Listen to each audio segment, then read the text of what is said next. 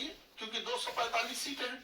ऐसे करो ना भाई, दशमलव क्या 245 सीट है ना, इसका 1/3 करोगे, लगभग 82 आप 80 समझो इससे।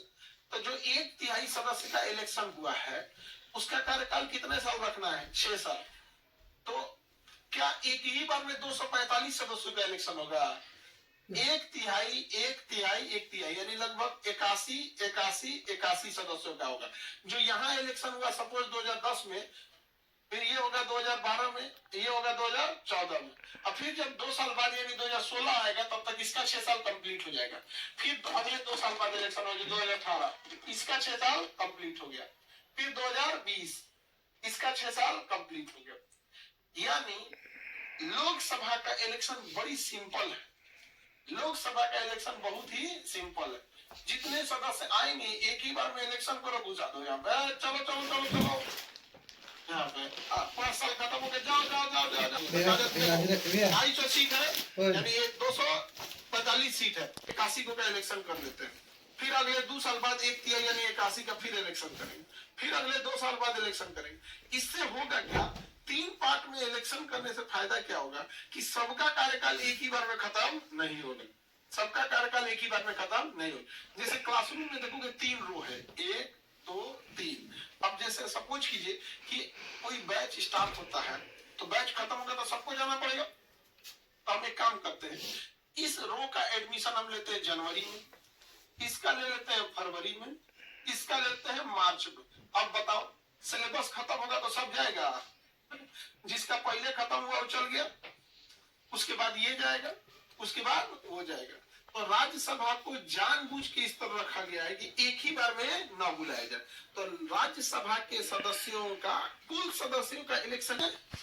अब इन 3 पार्ट को कितने साल के लिए रखना है? 6 साल। तो 6 में कितना से भाग देंगे? 3 से। तो हर इलेक्शन कितने ईयर पे होगा? 2 साल। कितने साल पे? 2 साल। तो 1/3 सदस्यों का चुनाव होता है, और एक बार में चुनाव होता है कि हर 2-2 साल पे होता है। जबकि लोकसभा का चुनाव एक बार में हुआ, 5 साल रहिए जाइए। राज्यसभा ऐसा नहीं है, उनमें हर 2 साल पे क्या होता है? चुनाव होता है। हर 2 साल पे चुनाव होगा। और चुनाव में क्या सारे सदस्यों को लाया जाएगा या 1/3? 1/3। तो 1/3 3 बार आते हैं। और हर कितने साल पे? हर कितने साल पे? 2 साल। कितना सिस्टमेटिक रखा है। अब लोकसभा का इलेक्शन चाहे डिले हो, चाहे 5 साल ना हो या 3 साल भी ना हो, राज्यसभा एक ऐसा सदन है जो कभी खाली होने वाला नहीं है, क्योंकि इसका एक बार में इलेक्शन ही नहीं हुआ। समझ में आया कि नहीं आ गया? किसी को दिक्कत?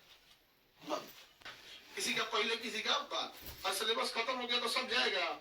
तो एक सर हमारा तो बचा, अब बाद में आए थे। वैसे क्या है राज्यसभा? क्या बाबू?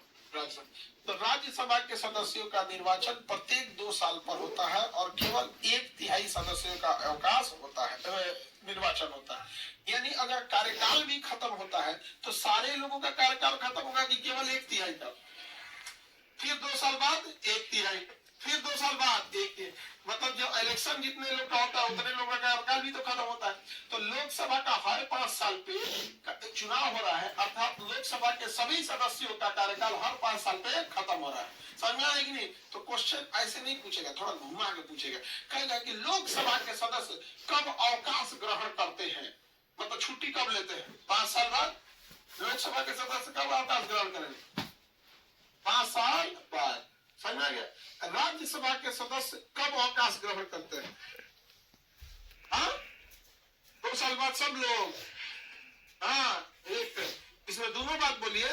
प्रत्येक 2 साल पर केवल 1/3 सदस्य, प्रत्येक 2 साल पर केवल 1/3।